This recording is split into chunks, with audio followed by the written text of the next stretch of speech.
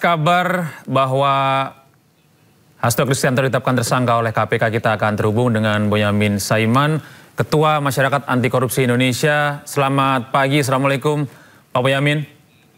Waalaikumsalam warahmatullahi wabarakatuh. Gede. Ini dari Turki, saya masih pagi di sini. Oh, luar biasa. Pak Boyamin, terima kasih Pak sudah bisa bergabung bersama kami di iNews, di Breaking News hari ini Pak, dari Turki ya Pak ya. Pak, ini kita santer sekali kabar di Indonesia nih Pak, di tanah air bahwa Pak Hasto Kristianto, Sekjen PDIP ini kabarnya ditetapkan sebagai tersangka oleh KPK. Ini tanggapan Anda seperti apa nih Pak? Minggu yang lalu sudah dapat informasi bahwa pekan ini akan ditetapkan tersangka. Jadi nggak terlalu kaget lah itu. Iya. Jika Anda melihat kasus ini kan juga sebenarnya Pak Hasto juga menyebut dalam beberapa kesempatan termasuk di siaran bersama dengan Ibu Koni Rakundi ini beberapa waktu yang lalu di sebuah siniar begitu, bahwa menyebutkan bahwa dia akan ditangkap. Ini Pak Hasto sendiri sebenarnya sudah mengetahui hal ini. Dan apakah ini kan saat ini masih menjadi kabar Pak? Apakah nantinya akan ditetapkan tersangka Pak menurut Anda Pak? Benar-benar ditetapkan tersangka? Saya yakin akan ada penetapan tersangka begitu. Jadi informasi pagi ini dan minggu kemarin itu nampaknya lebih kuat dari dulu-dulu gitu. Karena dulu kan tahun 2020, saya ingat persis Januari, Februari itu mengajukan gugatan pra-peradilan karena KPK tidak menetapkan tersangka atas Pak Hasto dan satu lagi lawyernya begitu. Nah, waktu itu sebenarnya saya menguji sebenarnya KPK sejauh apa sih rencana dan pemahaman dari penyidikan ini gitu. Nah, waktu itu mereka mengatakan tidak dihentikan penyidikannya dan belum ada bukti gitu. Kan itu jawaban itu. Nah, kemudian ya sudah, saya berganti fokus menjadi ke Harun Masiku, kemudian membuat sayembara berhadiah iPhone seri terbaru saat itu, Juni 2020, saya ingat persis. Nah, pada posisi itu kemudian saya Januari 2024 kemarin mengajukan gugatan kepada KPK untuk menyidangkan Harun Masiku secara in absentia, artinya secara tidak hadir gitu. Dan waktu itu KPK juga menjawab tidak bersedia karena alasannya tidak terkait dengan kekayaan negara. Alasannya begitu, Pak Nawawi menjawab itu. Tapi saya mengatakan ini lebih baik begitu karena ini sudah Januari 2024. Pasti nanti kasus ini akan jadi gorengan politik karena menjelang Pilpres April, kan itu. Terus pilkada. Nah, saya minta kalau waktu itu sudah sidang in absentia, selesai KPK dari hiruk pikuk untuk dapat serangan dari kanan kiri bahwa ini proses penegakan hukum.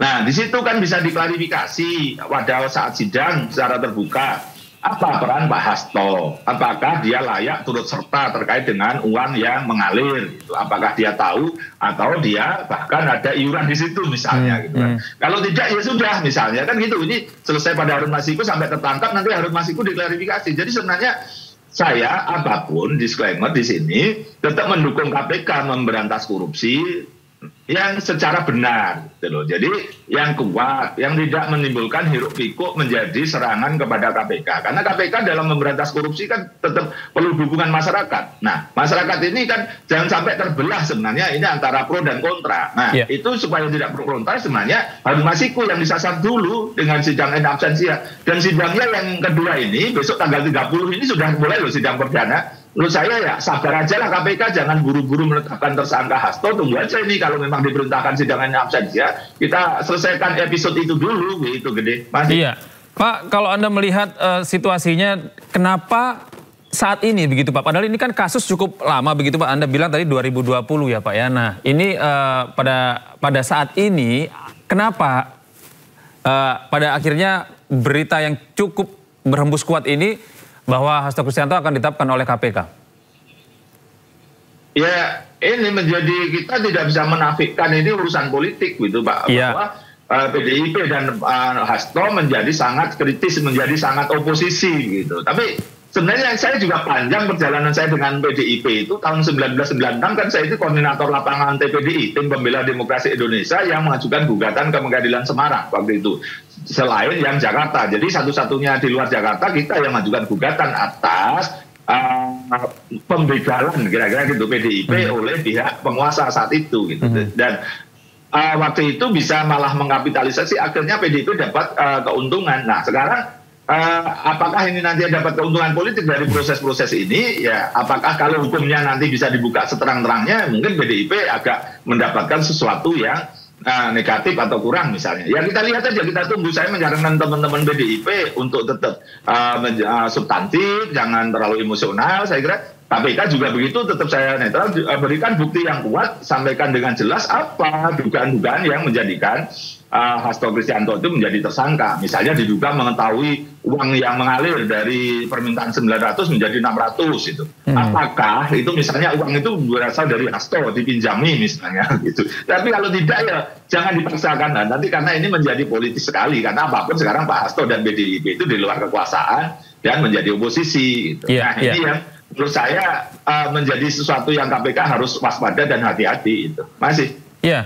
Pak, kalau kita melihat, kita runtut ke belakang sedikit nih Pak ya. Ini kan akhirnya Pak Hasto ini kabarnya akan ditetapkan oleh KPK. Ini kan beberapa waktu yang lalu Pak Hasto juga sangat kritis begitu kepada mantan Presiden ke-7 Joko Widodo. Apakah ini ada hubungannya Pak? Dan apakah ini menunjukkan bahwa Joko Widodo ini masih mempunyai kekuatan yang cukup begitu Pak untuk mempengaruhi sistem hukum di Indonesia saat ini?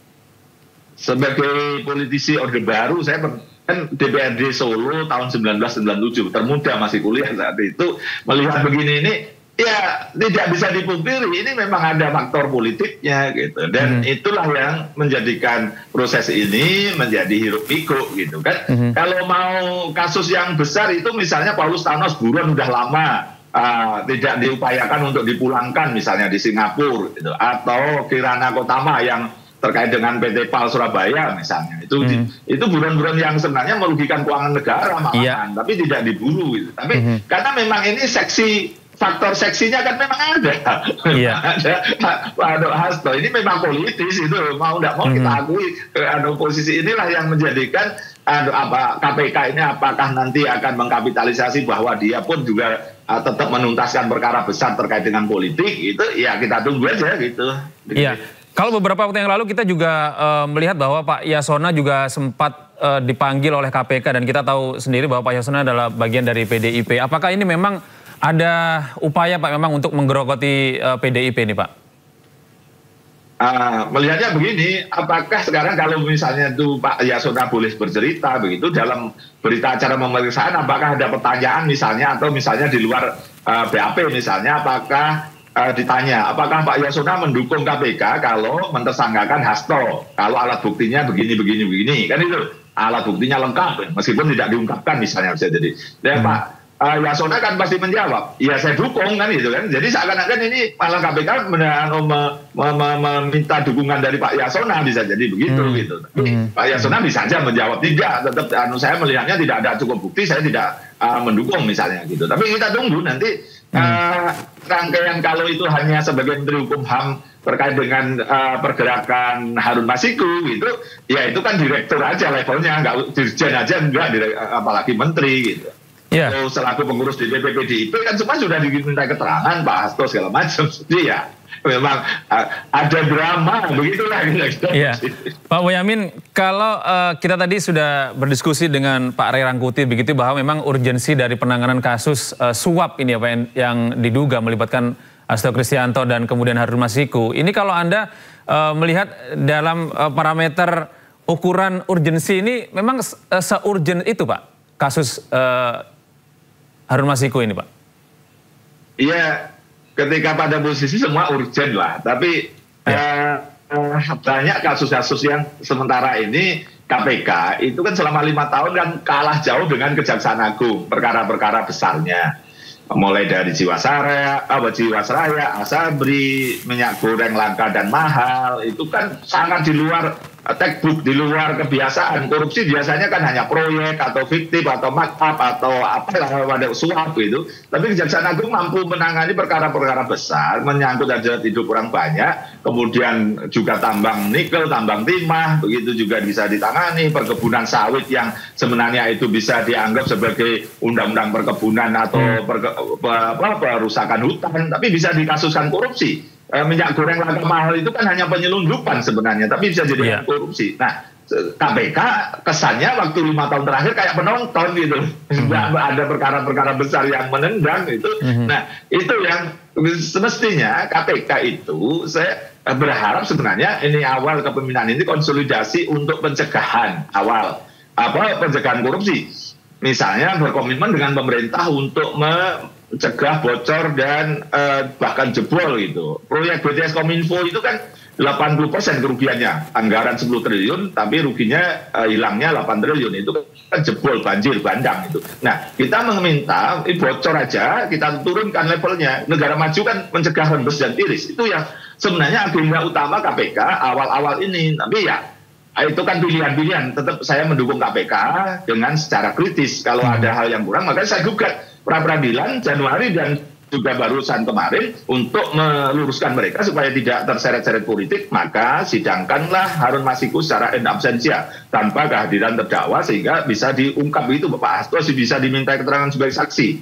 Apa keterangannya terkait uang itu kan itu, sehingga malah kalau memang bisa dibuktikan uang itu berasal dari Pak Hasto atau Pak Hasto tahu tapi tidak mencegah misalnya begitu, nah itu bisa masyarakat memberikan dukungan kepada KPK. Tapi kalau ini dibalik Pak Hasto yang duluan tersangka di proses hukum, ya akan menimbulkan polemik yang berkepanjangan dan itu mau tidak mau akan diarahkan seakan-akan karena Pak Hasto melawan Pak Jokowi, itu maka sekarang Pak Hasto jadi tersangka. Ya akhirnya kan malah Pak Jokowi yang bisa jadi ketawa-ketawa sekarang ini. Oh, dia bisa jadi hanya bagian dari permainan kecil, tapi seakan-akan Pak Jokowi yang dianggap hebat, yang mampu mengendalikan ini semua gitu. Ya itu meskipun itu tidak menafikan ada dugaan peran dari Pak Jokowi, tapi posisinya kan menjadi ya apapun ini politis, bahwa kekuasaan akhirnya tetap agar ini menang. Kalau bahasa Jawanya asu gede menang kerai gitu. Jadi anjing besar menang berkelainya gitu. Itulah kira-kira gambarnya itu. Ya, kalau Anda melihat ini seharusnya PDIP dan kemarin kan juga ada statement bahwa oleh Ketua Umum PDIP Megawati Soekarno Putri bahwa memang siapa saja yang akan artinya akan mengganggu Hasto Kristianto akan berhadapan dengan saya. Ini lalu seperti apa ini seharusnya yang akan dilakukan PDIP terkait kabar yang semakin santer ini bahwa KPK akan menetapkan tersangka kepada Hasto Kristianto, Pak?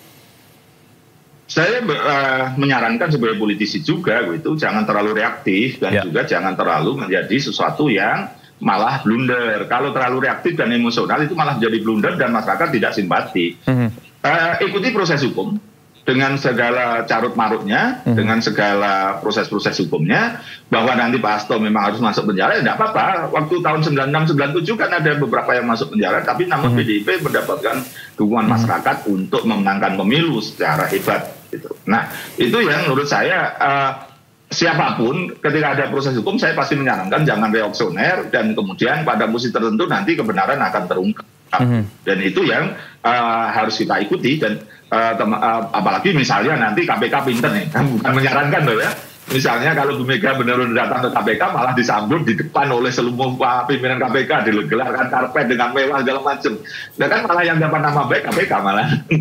Justru Bu Mega memang bisa mencegah Pak Hasto tetapan tersangka ditahan, kan nggak bisa malah jelek jadi makin jelek gitu. Jadi ini berikan reaksi yang secara hukum juga gitu, bahwa kita berkelahi di jalur hukum dan nanti masyarakat akan melihat seperti apa buat proses-proses hukum ini gitu.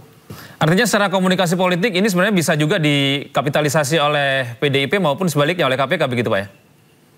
Iya, dua-duanya bisa dapat untung, bisa dapat rugi gitu. Tergantung pada posisi bagaimana memainkan peran gitu. Nah, dan KPK sebenarnya bisa aja ini akan apapun justru harus dituntaskan peran Pak Hasto ini supaya tidak sandera kemudian, karena menurut mereka adalah bukti. Kalau kemarin itu tidak dituntaskan karena Pak Hasto bagian dari kekuasaan, mereka tanda kutip kurang berani. Nah sekarang menjadi berani gitu ya bisa aja. Jadi ini sesuatu yang tetap kita dukung sepenuhnya. Pak Hasto kita dukung untuk menempuh jalur hukum, bisa mengajukan gugatan pra peradilan.